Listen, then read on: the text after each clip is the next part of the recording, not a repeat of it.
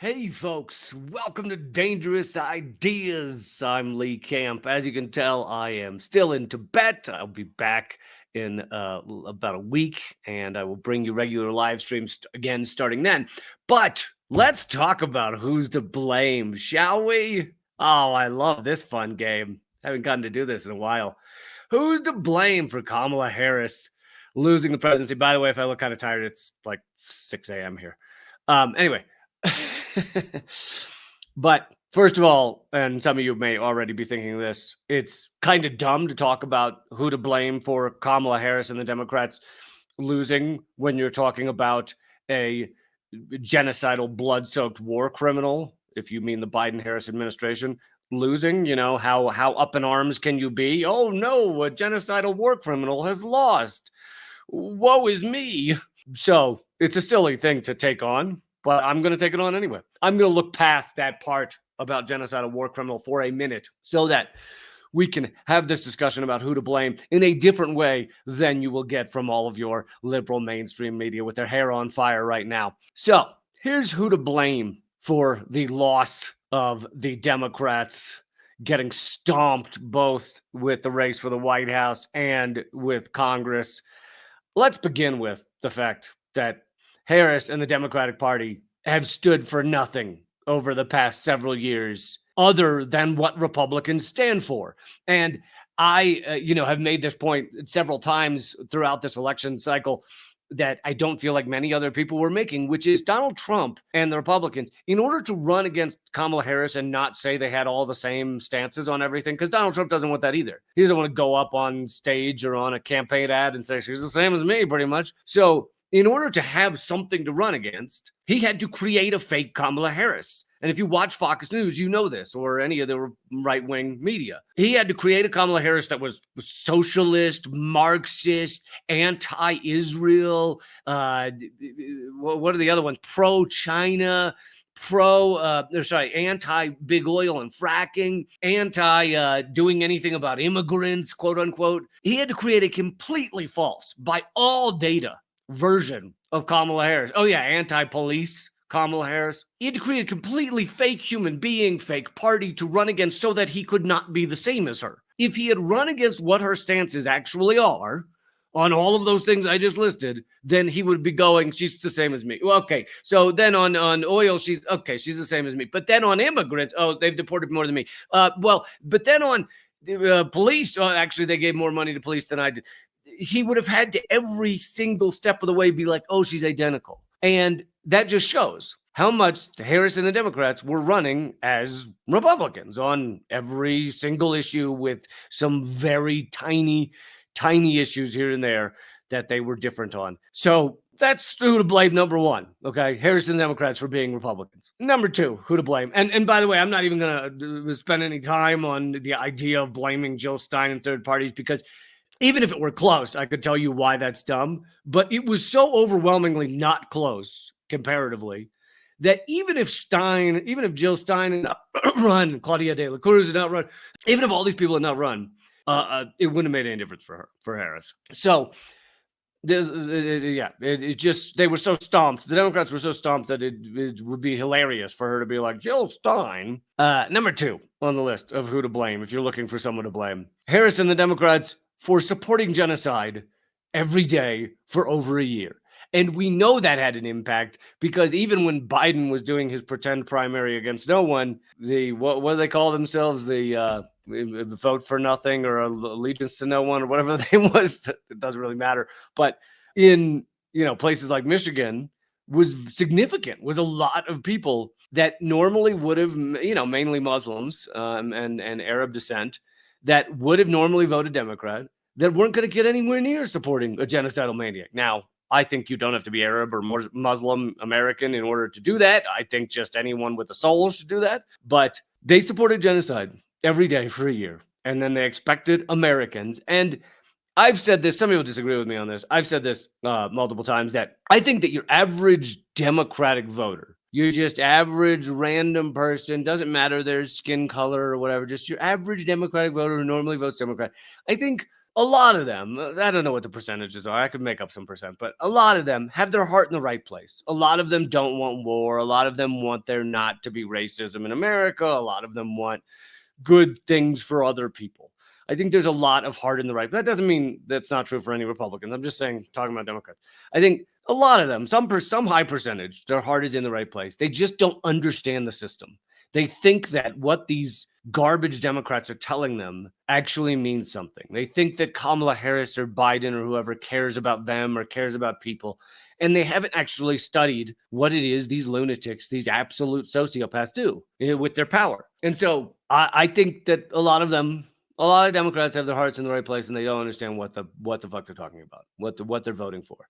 And when it comes to supporting a genocide for an entire year, there were a lot of those Democrats that were like, I'm all for Democrats, but this is a bit much. Like, I don't know if I could just like high five on genocide. And so that's, I think, a major point here is like, who's enthusiastic about let's genocide? Woo!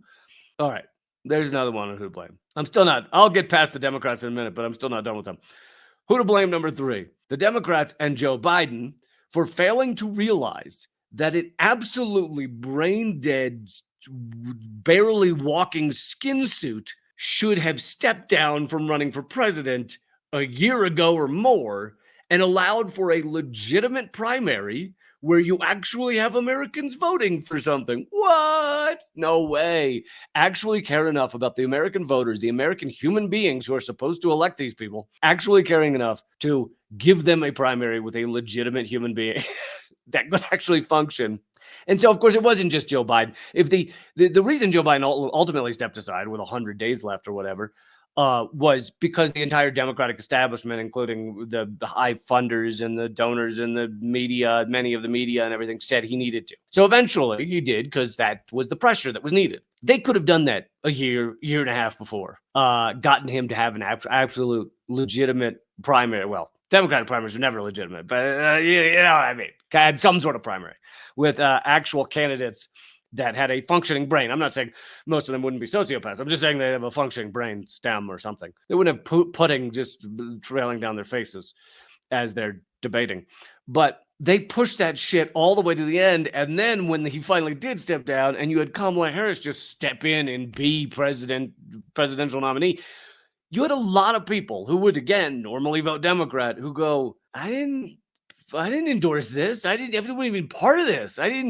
None of us were like, nobody voted to have her as vice president to begin with, because that's just how vice presidents work. And nobody voted for her to be presidential nominee. So this was a woman with 0 votes at any time to have her be these things. And yet here she is. And your average Democrat is just supposed to go, okay, there's the person there.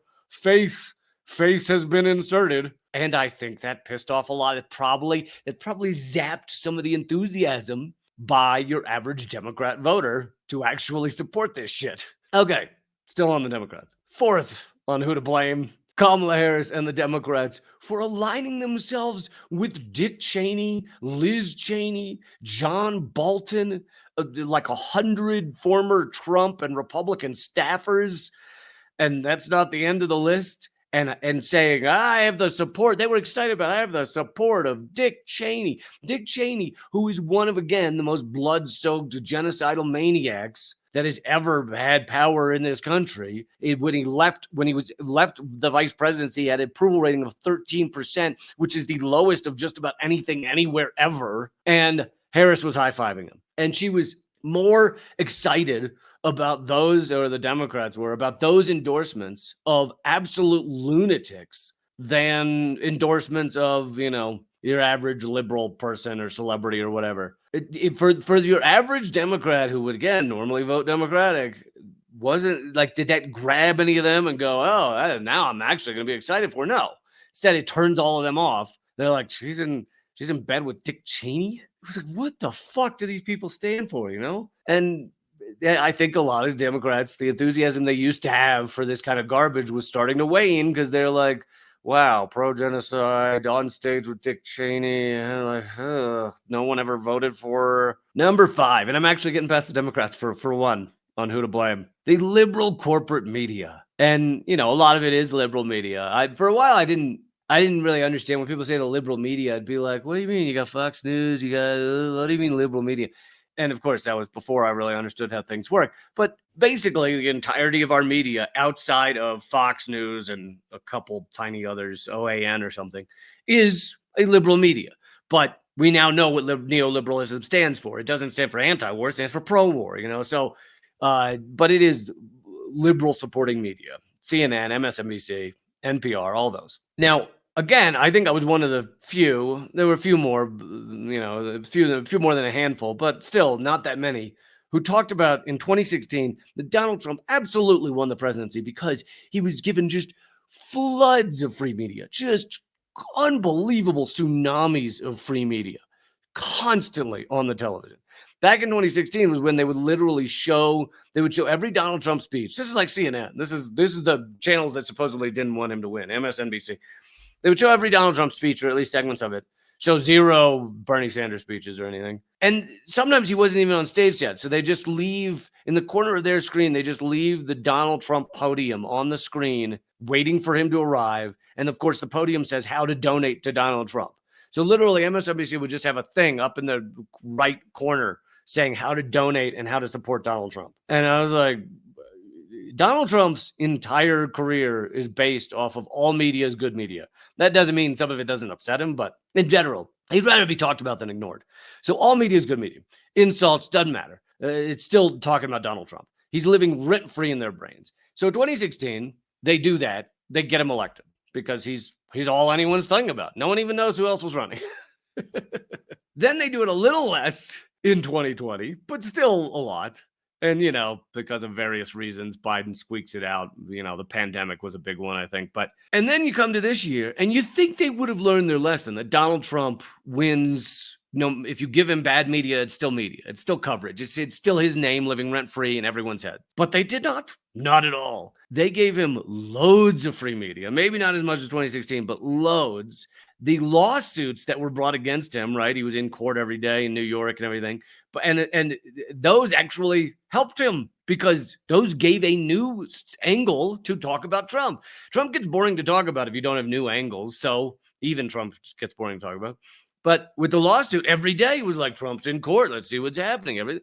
Trump being talked about every day. And if you looked at, and I know this because I would look up MSNBC's YouTube page because I was looking for videos to, make fun of how dumb they are sometimes. But I didn't want to talk about Trump because I fucking hate that guy as much as anyone. And I don't want to be the mainstream media, which is only talking about Trump. But you look at MSNBC's YouTube page, which would be the uploads of videos they feel are most important, they feel will get the most attention, etc. 3 out of 4, if not 5 out of 6 of every video they put up is about Donald Trump. Now, they're all basically negative, but it doesn't matter. It is Trump in everyone's head every day. And for those who supported him, they're going to keep supporting him, whether you put a negative story out there or not. And so the liberal media absolutely, again, gave him floods of rent-free media, of just, they call it earned media, hilariously, but just media. Floods. I'd love to know the percentages. And we learned these back with 2016 election that he was given 16 times as much coverage as Bernie Sanders in 2016 and 10 times as much coverage as Hillary Clinton in 2016. I don't think they're going to give us those numbers this time around, but I guarantee you he was given way more coverage than Kamala Harris on your mainstream media. There's just a couple more of who to blame. Our garbage electoral system is one. The Electoral College is still stupid. Now, in this case, Kamala Harris got so stomped that she lost the popular vote by a large margin and therefore would have lost even without the Electoral College. But it still played a role in that you had these candidates acting like this race, and this is every presidential race, only happens in, 7 states maybe? I mean, hell, Florida's even out of reach now, so that doesn't count. It's really it's 5 to 7 states. And they act like that's where the elections are because that's where the elections are. So they're going to speak to those people's issues. They're going to speak to those people directly. They're going to be in those states. And they don't give a fuck about anyone else around the entire country. So even when the Electoral College would not have changed the results, it would have changed the results, I guess Hillary Clinton won more in the popular vote than Donald Trump. So if it were popular vote, she would have won. Now, she's a sociopathic monster of her own. But anyway, which is kind of what we get each time we get two sociopathic monsters. Which would you like to choose from? But so even in a case where the popular vote would not have changed the outcome, like this one, you still have a major impact on these elections by the electoral college system, which was put into play to make sure that the rich, that the already powerful, that the white men had the ability to overturn the election if the people, which back when it was instituted was not all people, right? No black people, no women, no indigenous, nobody could vote except white male landowners, and then eventually just white male in general. But still, that wasn't protected enough for the ruling elite. So they put in the electoral college to be like, at the end of the day, we could still steal this thing. So the electoral college is an absolutely anti-democratic, antiquated piece of shit, and yet we're still doing this. We're still making this entire election in 5 states. It's just so awful. Okay, here's one last one. I'll call this the bonus one. Back to Harris and the Democrats. Because really, what are they? What are they? They're nothing. They're Republicans who sometimes say you should have a right to an abortion. That's it. Republicans who sometimes say that you can have a LGBTQ story time. That's it.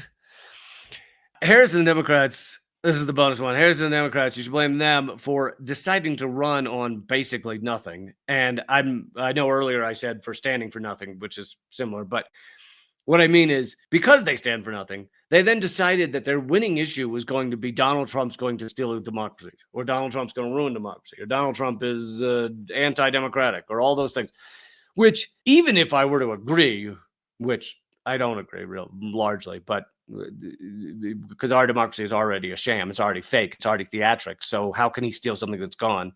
But anyway, even if I were to agree, that is such an esoteric, like kind of like ephemeral out there idea of democracy. Oh yeah, I'm gonna, take a day off of my 2 jobs I'm working where I can't afford anything and go stand in line for 3 hours to protect democracy. What? No, if you want to win, you got to run on, they call them bread and butter issues. You got to run on economics. You got to run on how you're going to actually help people across this country instead of we need to protect our democracy and Donald Trump sucks. They tried to run on Donald Trump sucks, which yet again is putting Donald Trump in your head every day, all the time. I mean, they basically ran on making fun of Trump, which it's still Trump. It's still, they can't think of anything other than Trump.